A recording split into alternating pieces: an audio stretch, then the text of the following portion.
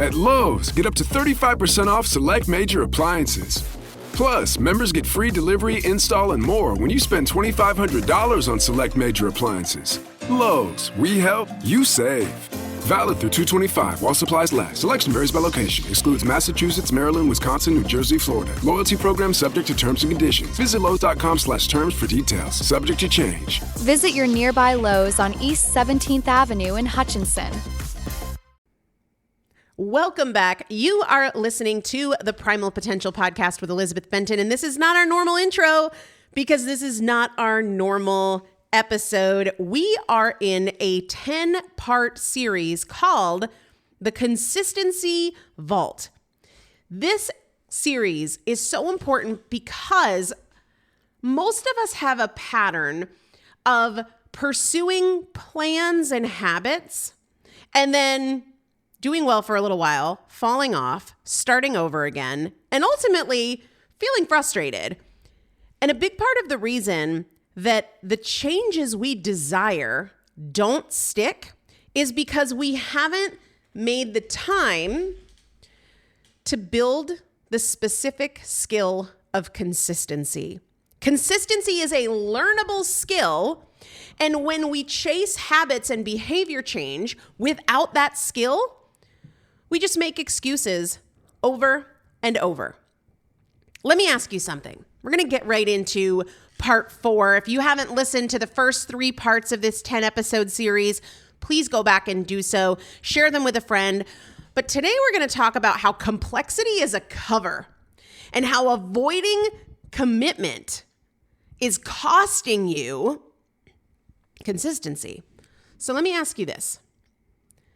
Do you ever feel like things are just too complicated? I remember this dates me, but remember back, I think on Facebook, when your relationship status could be like single, married, or it's complicated. I think it was Facebook. Does anybody ever feel like whether it's weight loss is complicated, building a business, it's complicated, my marriage, it's complicated, getting out of debt, oh, it feels so complicated. When it comes to things like nutrition and health, people will tie themselves up in knots, wondering things like, should I do it this way or this way? Is keto healthy? Is it like really healthy? Is it actually unhealthy? Intermittent fasting sounds like it's a good idea, but is it actually bad for women? Should I join this program? Should I wait a few months? Should I do it by myself and stop spending money? Should I build my business this way or that way? Should I go all in? Should I pace myself? And there's so many options that we can really feel stuck spinning in indecision. And we feel like we're being really thoughtful. We feel like we're trying to make the right decision, but here's what I need you to hear. If you've got a pen, this one's worth writing down. Complexity usually exists where we are avoiding commitment.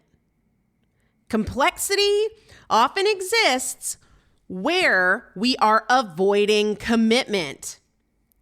I was talking to somebody the other day who is wanting to build a business, and she knows what kind of business she wants to build. And so she'll have a to-do list around her website and different marketing materials. And then the next day she's like, I don't even know if this is what I want to do. Like, is this going to be too much work? Should I just not do it? Or maybe I should go in this other direction. I mean, my past career was in this, so maybe I should just stick with that. And maybe this isn't the right time to build a business, and maybe nobody's even really interested in that. And I said to her, this feels really complex, mostly because you aren't committed to it. And when you're not committed to it, it's always like, well, maybe I don't do it at all. Maybe I should think about it some more. Maybe I need to learn some more. If you want to become someone who is actually consistent, somebody who follows through, builds momentum, gets out of the start-stop cycle, this is one of the most significant ideas that you need to embrace, the fact that complexity exists where we are avoiding commitment. Let's talk about it. This is something that I have noticed with myself in business, with myself in parenting, with myself on social media, and with every client that I work with, whether their goals are related to health, fitness, building a business, you name it. The more you avoid committing, the more complex things feel, right? If you're not fully in, your brain is looking for outs, and it builds doubt, and it spins stories, and it fixates on problems, and it makes sure that you always have a reason to not do the thing. I most recently experienced this around Instagram. For probably close to a year, I kept feeling this strong compulsion to get off of Instagram. But I was not committed to getting off of Instagram. So I'd be like, well, I can't get off Instagram. I'm a business owner. And like people look, that's how often people find my podcast through posts I make on Instagram. So like as a business owner, I can't not be on Instagram. And people message me there, and I have a huge archive of content there that people are responding to. And what's it going to do to my business if I'm off Instagram? And so maybe I can just be on it a little less, and maybe I need some boundaries around it. And so I'm going to get this app, and this app is going to limit how many times I can open Instagram and when I can use Instagram. And I'm going to try and have more phone-free blocks in my day. And it felt very complex until I committed to being off Instagram. And once I committed to being off Instagram, it was really freaking simple. It was really simple. I'm just not on there. And so whatever I need to do differently in my business, we can focus on that. But the whole Instagram debate, it's over, right? When you're committed, you're in, you're doing it, you're showing up, and you're not entertaining and rethinking every idea and possibility and doubt because you're just doing it, because you're committed. I recently shared this with somebody close to me in the context of relationships. And I want to be clear that this commitment thing applies whether we're talking about weight loss or fitness or debt or business, but we were talking about it in the context of relationships. Now, obviously, I am not a relationship expert, and please do not take what I'm saying and spin it if you're in an abusive situation. I'm not talking about marital abuse, okay? So just know right off the bat, before you email me, it's not what I'm talking about. But I had a dear person in my life who was struggling with relationships. And I said, hey, obviously I've had one marriage that ended in divorce. And even my current marriage, like we are so far from perfect. But one thing that we are that trumps everything else is we are committed. And so what that means is, when I've been in relationships and when this dear person in my life has been in relationships where you're not committed, it's kind of like, is this right for me? Do I want to do this? And there's a stage for that in every relationship, obviously, when you're first getting to know each other and yada, yada, yada. But, I've been in relationships and was talking to this person about when you're endlessly considering other options. Should we go to therapy? Is this person right for me? Should I be alone? Do I need more space? Can this be fixed? Can it not be fixed? We're not compatible. I don't know if they're the one. We fight about this and this and this. There might be somebody who's more aligned with me on this or more aligned with me on that.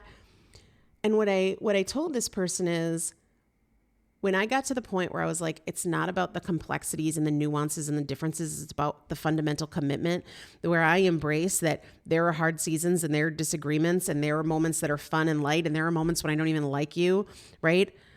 But I'm just zero of my energy is entertaining if I were to leave, if he were to leave, what would happen? Like, nope, because I'm just in it. I'm in it knowing that there's going to be big fights and little fights and good times and bad times, and not even just like the vow stuff, just the day-to-day. Hey, I haven't liked you in a few months, but I'm still here and I'm not considering anywhere else.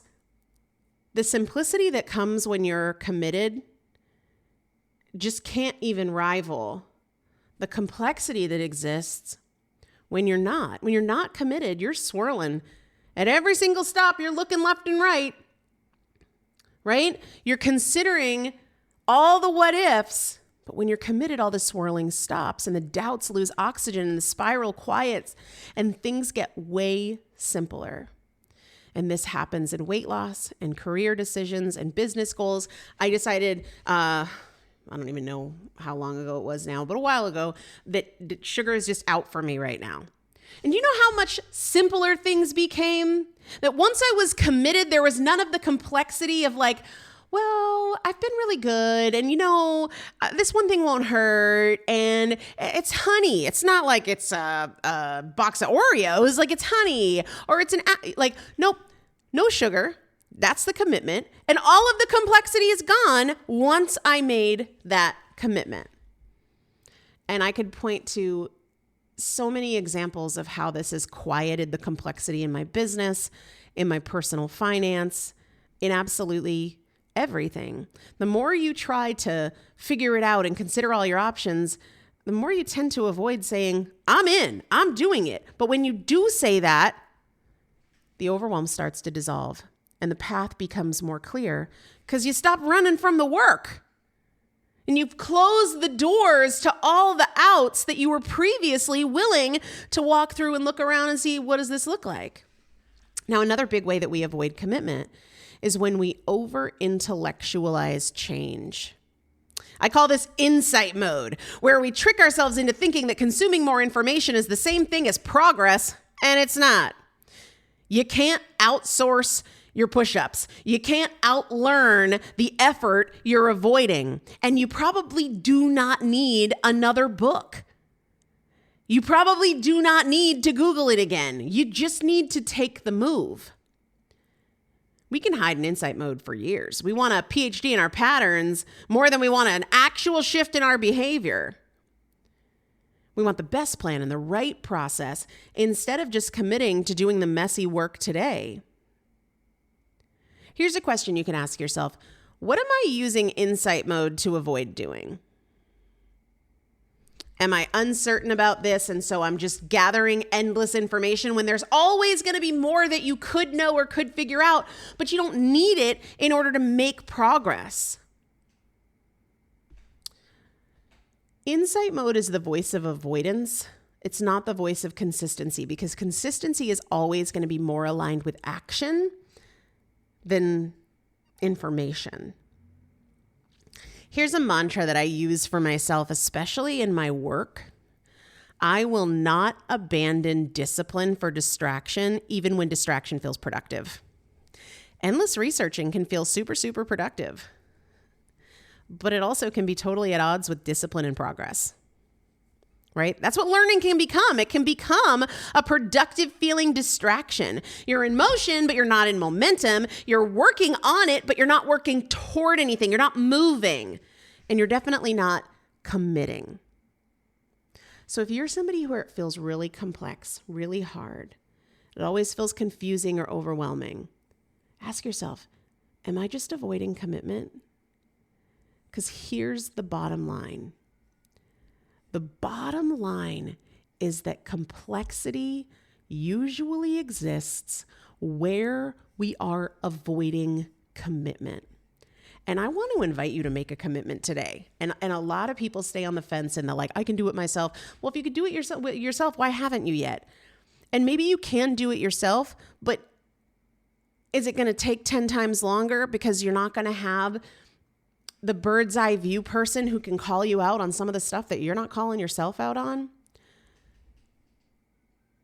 What if you were to commit to yourself in some way today? Maybe the invitation I want to make to you is that it's in the consistency course. The thing that I love about it is it's not like sit and watch these videos and then go off on your own, because yes, we do have modules and we have an exclusive daily podcast in there and live calls and all sorts of other cool stuff. But the most needle moving part outside of being in a community of people who are strivers, who are doing things and making moves, is the weekly check-ins. That every week I'm asking, hey, what did you do? Where are you struggling? And let's talk about it. And the fun thing for me is that over time, I start to really get to know people and their patterns. And we need people who see our patterns and call us out on our patterns. It's important. Here's the deal. Complexity exists where you're avoiding commitment. So I want to challenge you today to commit, whether it's committing to getting off Instagram, or it's committing to cutting out sugar, it's committing to scheduling that doctor's appointment, or asking somebody to be your first client, or joining the consistency course. If you're unsure, I'd love to talk to you about it. You can shoot me an email. I respond to everyone, and I'm the only person who sees my emails, elizabeth@primalpotential.com. I'd love for you to share this episode, because I think there are a lot of people who feel like things are complicated. Maybe it's in their job. Maybe it's in a relationship. And it's likely because they're avoiding commitment. Share this episode when you can. Leave a rating and review of the show. It makes a really, really big difference. And I will see you on the next episode of The Vault.